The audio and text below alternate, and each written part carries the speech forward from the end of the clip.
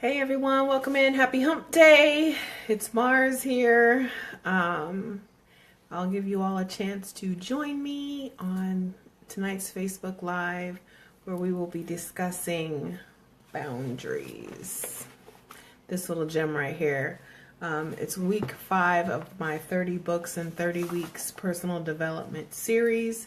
And I'm excited for you guys to join in, catch some lives. Oh, I see my baby sister. Hey, Crystal. Hey, Chris. So I'm excited for you guys to join in. As you come in, if you wouldn't mind sharing this out, we are going to talk about boundaries tonight, and we're going to talk about, as the title indicates, controlling what you can control, how boundaries play into that. So for those of you who maybe don't already know who I am, aren't familiar with what I do, my name is Marcy Batiste. And my mission, my goal, my objective, my everything is to help other women shine. I want to truly take them on a journey, lead them on a journey to not only discover what I call their star power, but to fully embrace it and understand all that that means in being a woman. In addition to that, my passion, I have a company called Bankable Success Advisors, and I'm a public speaker and an author. And what I focus on primarily is working with individuals and businesses to help them optimize their time, their energy, their emotional investments. I say curing emotional bankruptcy is my specialty. And so that's a little bit about who I am, a little bit about what I do. I'm excited about leading this community of 1,000 women as they truly get ready to raise the bar on love and life and relationships. And, the goal for 2018 is to truly give service to these 1,000 rising stars. And they are committed to not only allowing their light to shine, but not letting their past continue to dim it. So I'm excited about the journey. I'm excited about this personal development reading series. So many of you know I started the reading challenges several months ago to kind of up my game on my personal development. And so I decided I wanted to continue that into this year, but take it to the next level and really raise the bar on it. And so that's what led to the 30 books in 30 weeks. And so we're on week 5, and the book for this week is called Boundaries. And so we're going to invest this entire week talking about the role that boundaries play in our life, in our relationships, our businesses, and how those of you who follow me know I always say we teach people how to be in relation with us. We teach people how to be in relation with us. And sometimes they're good lessons, sometimes they're bad lessons, but that's where boundaries come in. And truly, like I said, tonight we're going to talk about controlling what you can control. What are you responsible for? So when you go to set your boundaries, the first thing is being clear about what your responsibilities are and how do you go about them, how do you tackle them. And so there are a few things, I think maybe 8 or 9 things, maybe 10. I was just taking a look. I had some brief notes because there are so many of them. But the first and most important one that I want to talk about is feelings. And people will often say, oh, I couldn't control my feelings, this, that, and the other thing. You are 100% responsible for your feelings. No, you cannot ignore your feelings, but you don't always have to act on them. And sometimes I think we like to give ourselves permission to make bad decisions, make bad choices, display bad behavior based on our feelings. This is how we were feeling. So no, while you can't control your feelings, you also can't put them in charge. They can't be in control of your actions and your thoughts and your behaviors and some of the other things that we're going to talk about. You have to be responsible for those things.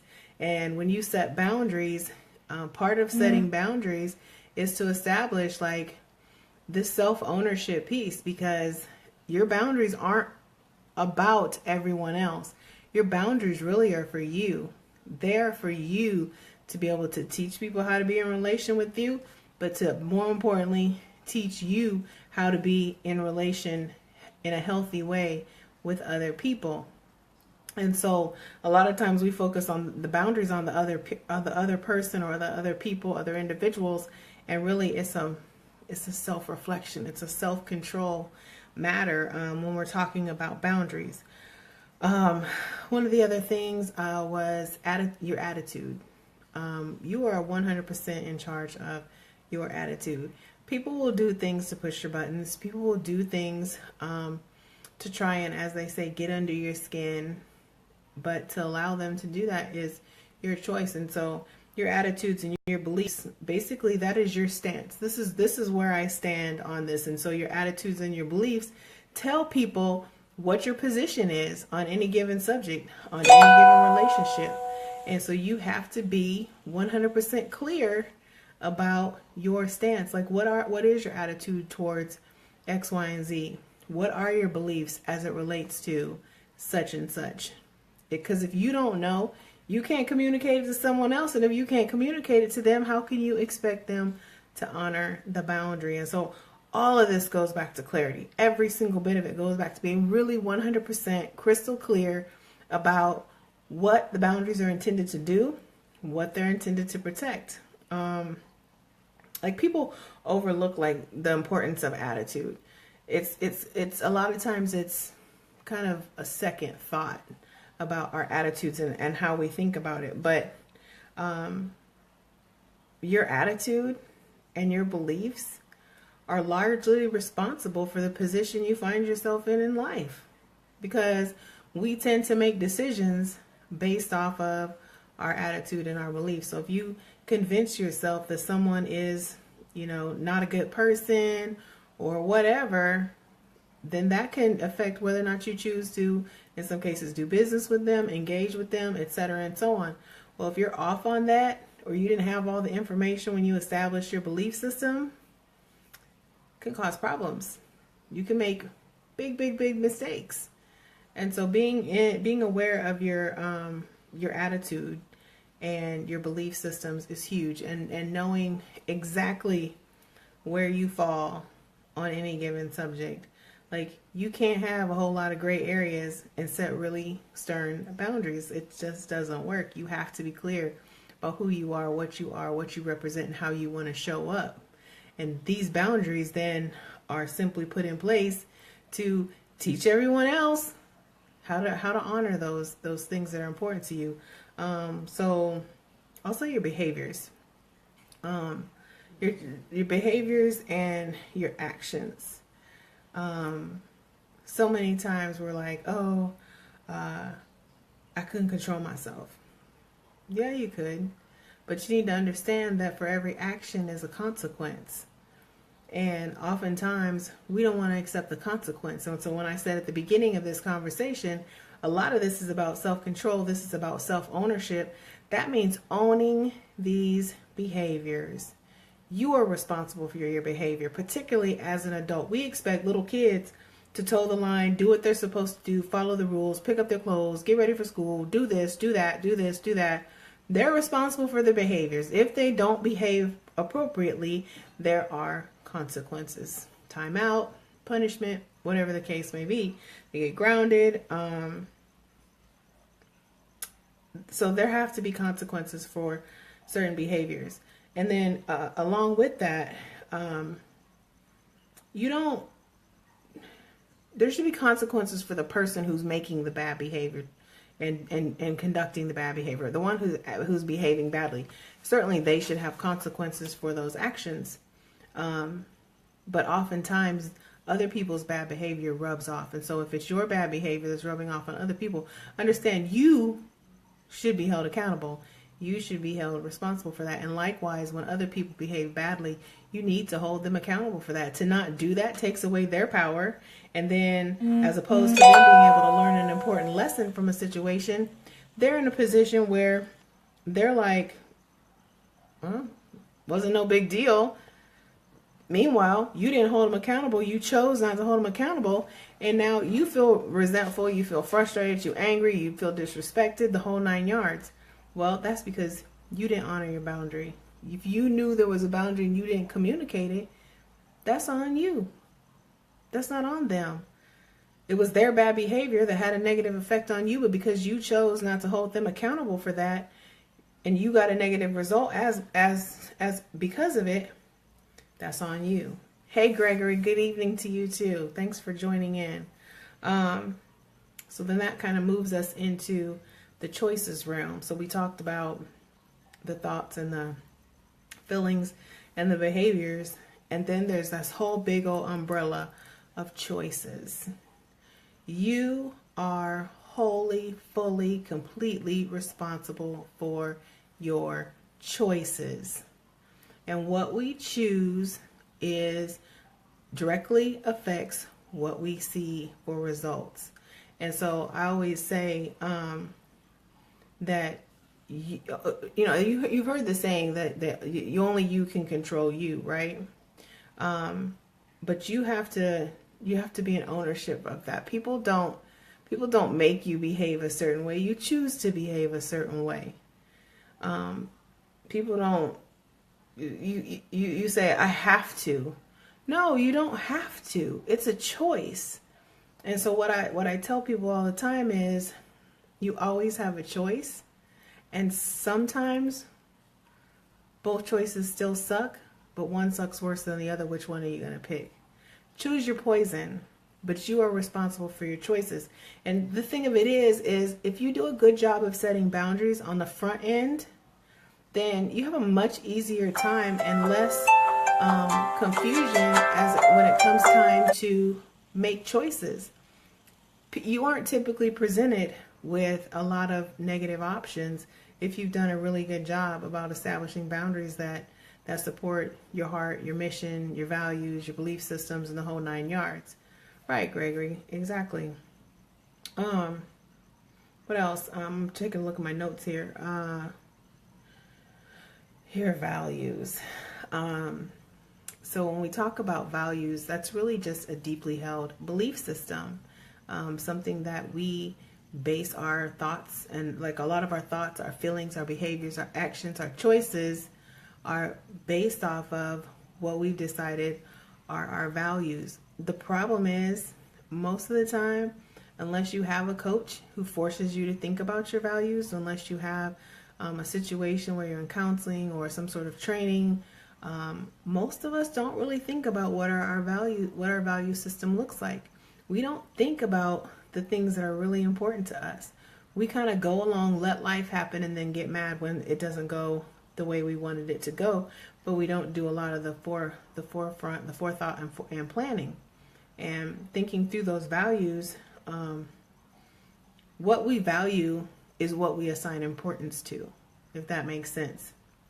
So if you've assigned something of significant importance to you and you place it up here, then you're faced with a choice to do X or Y, and one of them is in line with a value and one of them is not, you're more likely going to higher prioritize the item that holds true to your values. And that's subconscious. Like, we don't even have to think about it. We do that instinctively. The problem with being instinctive about it is a lot of times we have a whole lot of really bad habits built up over the years. And so just like it's an instinctive response to prioritize a certain way, if you're not clear on your values and your boundaries, you're instinctively going to make a crappy decision. That's basically what it means. So being clear on those values, being able to set limits.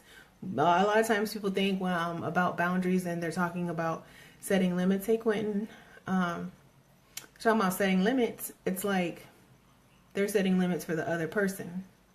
But which is fine, because you do need to be clear, like, nope, can't do that over here, sir, madam. Nope, that's what we're not gonna do today. So that's important. But what's more important than that is being clear about what your limits are. What will you not do? What will you not accept? What behaviors will you not engage in? Because how you show up impacts and directly affects how people relate to you. If you show up sideways all the time, people are going to react to you in that manner. If you show up with a negative attitude all the time, people are going to react in that manner with you. And so establishing these limits is really about that internal limit. What is my heart tell me? And is my heart communicating with my head? Because sometimes your heart will do things that your head is telling you not to. Make sense? I've gotten into more bad situations listening to my heart than I ever have listening with my head. So we have to get those two in sync so that they link up and learn to communicate with one another on a regular basis every time we're faced with a new decision or a new choice. And then our talents. Like, I think a lot of times people, this kind of goes unnoticed. And honestly, until I started rereading the book, I don't even think about it that much. And it really just comes down to honoring our gifts and talents. And my pastor used to say, your gifts and talents were not given to you for you to hold. They were given to you for you to share with the world. And so when we fail to put ourselves in a position to share our gifts and talents, we're really doing a disservice and we're dishonoring our purpose. But if you don't know what your gifts and talents are, it's hard to honor them. It's hard to share them. And more importantly, if you aren't clear about your gifts and talents and what you want to do with them, you never will share them. So you have to kind of get over some of the fears and understand that these boundaries can be established to support you being able to share those gifts and talents. The boundaries can be established to support you improving on your gifts and talents. For instance, if you naturally can play musical instruments. My daughter, for instance, plays like 9 different instruments. She's musically inclined. That's a gift.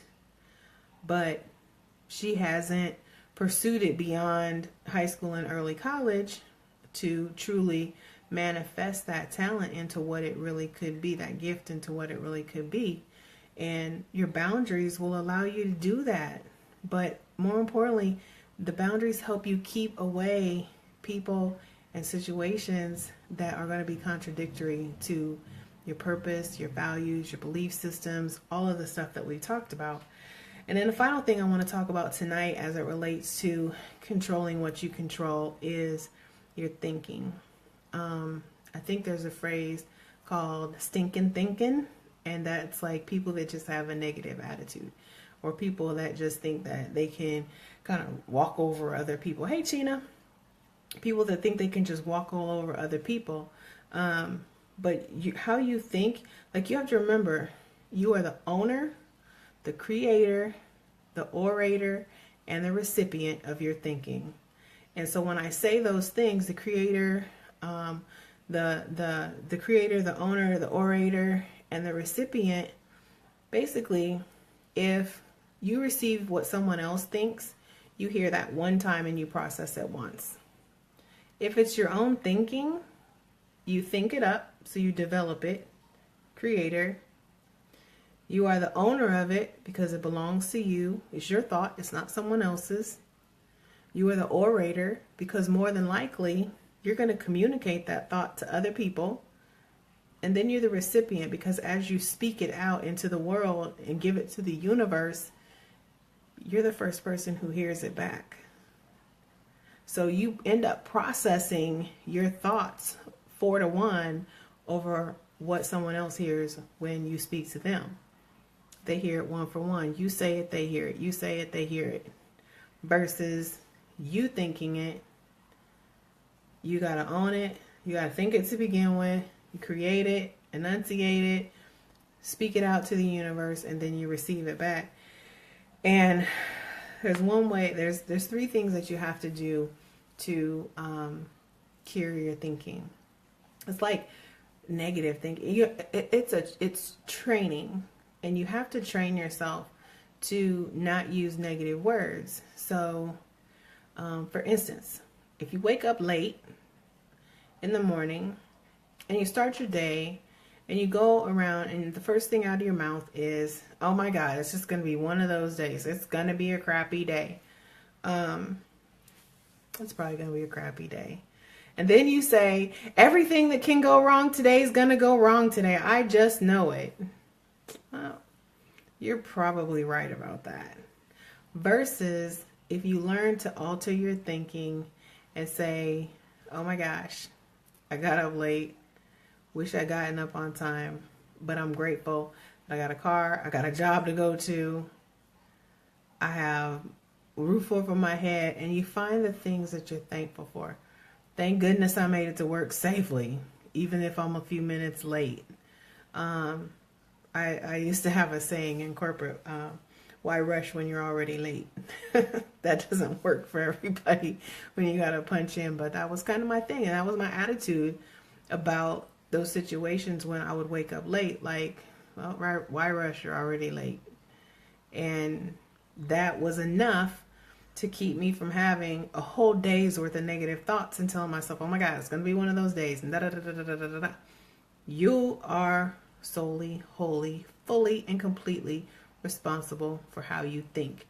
If you have negative thoughts, they're your negative thoughts. You have positive thoughts, they're your positive thoughts. They belong to you. And so, however you think, you got to own that. Then you got to grow that. And then you got to clarify it. And so what do I mean by that? You got to own it. Accept that that's how you think. Negative, positive, whatever. You got to grow it, which means expand beyond your normal. Don't expect like how everything's always been to think the way you've always thought and expect to get a different result. That's just stupid. I think they call it insanity, but I'm going to call it stupidity. Like, you can't think the way you've always thought and expect a different result. It's not going to happen. Because if you think the way you've always thought, you behave the way you've always behaved. You won't do anything different. If you don't do anything different, you can't get different, right? And so you own it, you grow it, expand your mind, expand your thinking, read some new books. You know, we're doing this 30 books in 30 weeks challenge. Read along, expand your mind, expand the way you think, expand what's out there for you to absorb. Learn something new, and then clarify your thinking. Purge the negative crap out of your mind. And that can be hard because the negative stuff just gets amplified while the positive stuff gets brushed under the rug. Like, it has to be so big before we'll celebrate it, but it has to be this big before, when it's good, but it has to be this big before we sell it. We're telling the story when it's negative. And you scroll through people's timelines on Facebook and Instagram, and all the negative stuff is what gets all the likes and comments. You like stuff for real? Like, that's what you really want to think about. And so I don't have negative people on my timelines. If you post a bunch of negative stuff, I just unfollow you or I delete you. I don't want that energy, especially with Facebook, because their algorithms are so powerful. If I'm reading your negative crap, guess what? I'm going to get more negative crap. That's not what I'm about. So I just ignore it. I delete it. Unfriend, unfollow. That's what those buttons are for. It's not for me to convince you to change your thought process, but I can give you the tools to tell you that better is possible and something different is waiting out there if you want it bad enough. But if you ain't willing to work for it, I ain't gonna stress over it. Delete, unfollow, no hard feelings. We still cool. So that's my message on boundaries tonight. Tomorrow night, we're gonna talk about how boundaries affect love, relationships, and desires. That ought to be juicy. I can't wait for that one. So 30 books in 30 weeks, guys. If you missed any of the series, because we are on week 5, they are all available on my YouTube channel, and the link is in the title of this live stream. So in the meantime and in between time, as always, guys, I thank you so much for living life on Mars, and we'll talk soon.